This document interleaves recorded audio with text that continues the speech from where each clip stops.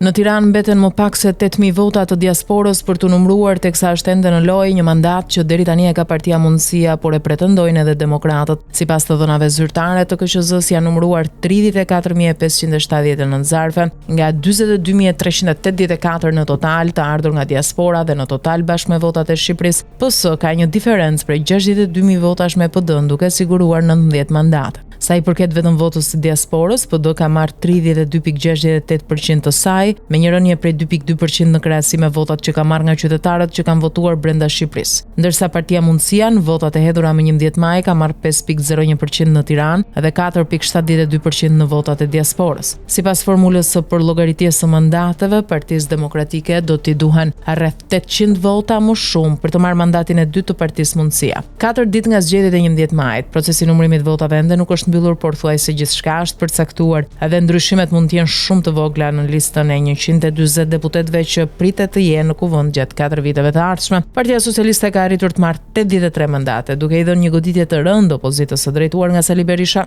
që ka siguruar vetëm 50 mandate. 3 deputet do të çojnë në kuvend PSD të Mdoshit, 2 deputet do të jenë nga Mundësia e Gron Shehajt me pikpyetje, një nga Lëvizja Bashke e Erlind Qorrit dhe një nga Nisma Shqipëria Bëhet.